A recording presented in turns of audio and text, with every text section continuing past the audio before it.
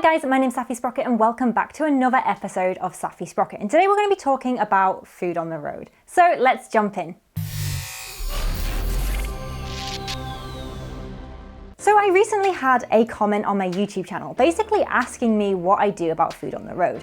Now, you guys know me, I'm all about keeping the trips as cheap as possible. So when it comes to planning food, you really do have to plan in advance. So the solution that I opt to use on the road is really easy, really cheap, and you'll probably be like, oh my God, that's such a genius idea. But basically what I take on the road with me is military rations.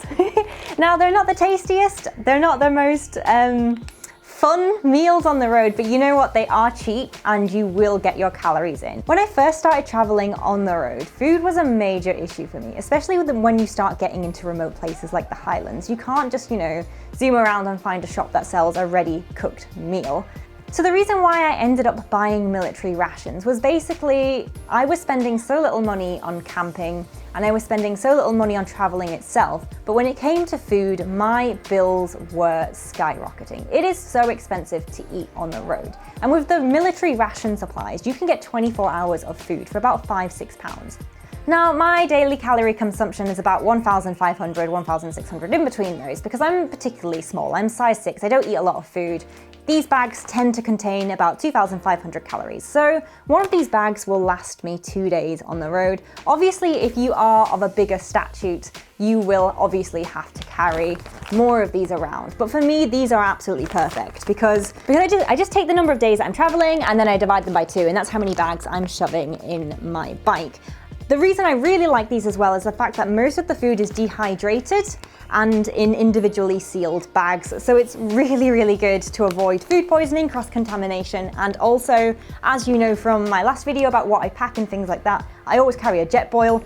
All the food within these bags can be cooked in a jet boil. On top of that, the military surplus bags have a whole variety of additional goodies inside, which are so useful for traveling. For example, it has dental gum, it contains special tablets for cleaning water, it also contains emergency matches, antiseptic wipes, or just the general things where if you are living on the road, you probably will, I forget to pack.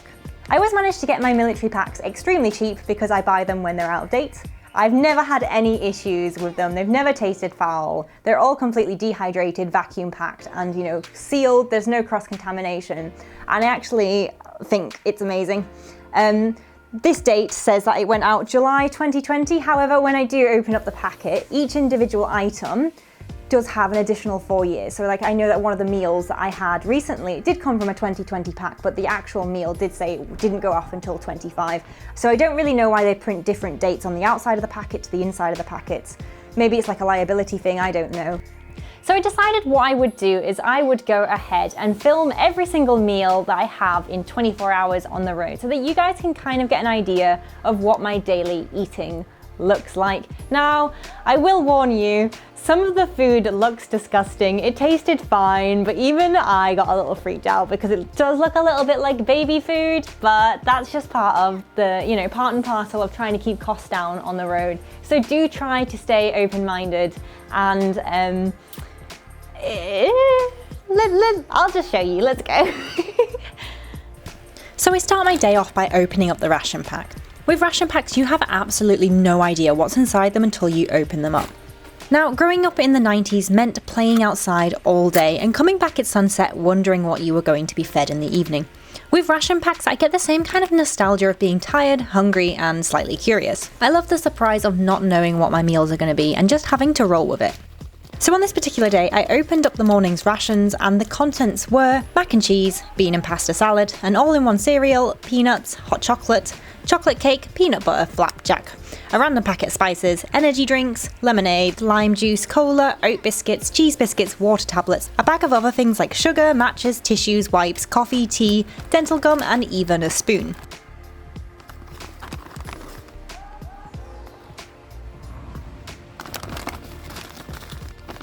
Now today was going to be a really long day. I was going to be out on the road for almost 17–18 hours, which meant that I needed to overeat as much as I could. So the day started off at 6 AM in a tent that was so cold you could see my own breath. That meant one thing, folks: mesh tin coffee. I used an instant coffee sachet and a milk sachet, and I don't usually have sugar in my hot drinks, but I do when I'm on the road for a little bit of an energy boost. The final result is, well, depressingly delicious.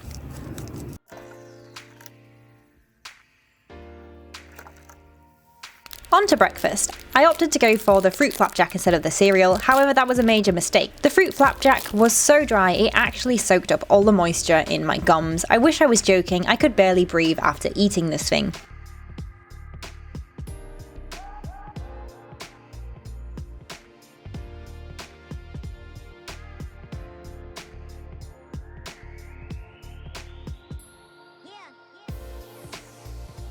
So at 9 in the morning, I stopped to eat my salted peanuts, and then half an hour later, I was so thirsty that I ended up stopping again to drink the cola sachet that I made up in a Pepsi bottle just to make myself feel a little bit better.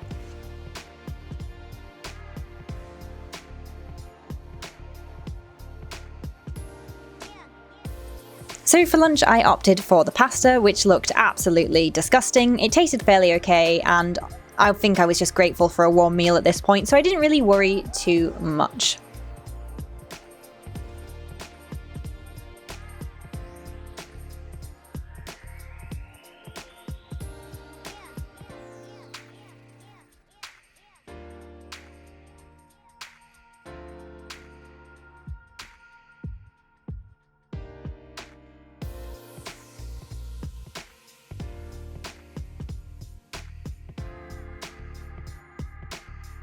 It was particularly humid by this point, so I did drink a can of juice and also a couple of cups of water. Usually at lunch, I'll take an hour off riding and let my food go down. I found that a solid hour off at lunch really gives you such a stamina boost when it comes to riding long distances.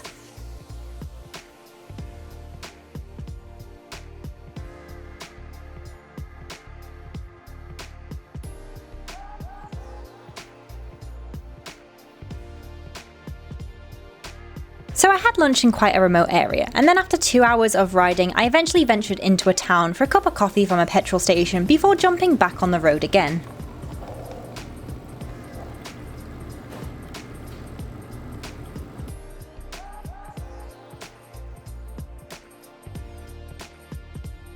So because I had been riding since 6 AM, by the time it got to 3 PM, I was feeling a little bit tired, so I did stop for another snack, which was just the biscuits, and I also had a Red Bull as well.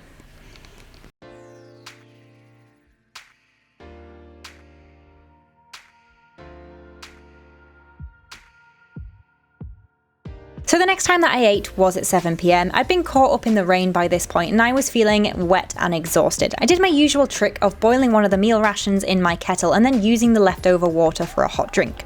For my evening meal, my ration pack contained macaroni cheese.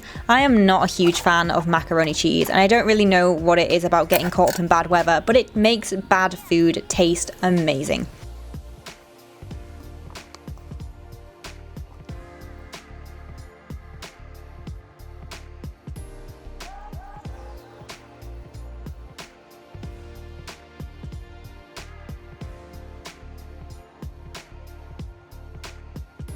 So with the leftover water I then used to make my hot chocolate. I was cold and wet, so the hot chocolate smelt amazing, although I'm sure that if I'd been sat at home I probably wouldn't have drunk this.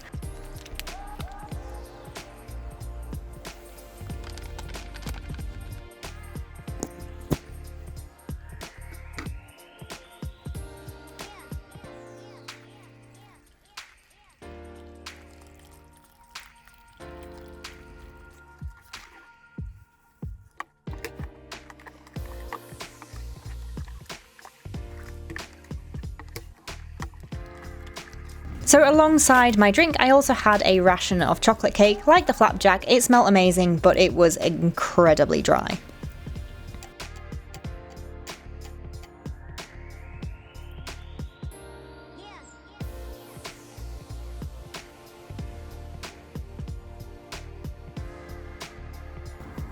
So before bed, around 10-11 PM, I also had crackers and peanut butter. Now this is never something I would eat in my day-to-day life, but there's something about being on the road and cold and hungry that just makes food taste amazing. So down the hatch it went, and before I inevitably fell asleep and then woke up the following morning.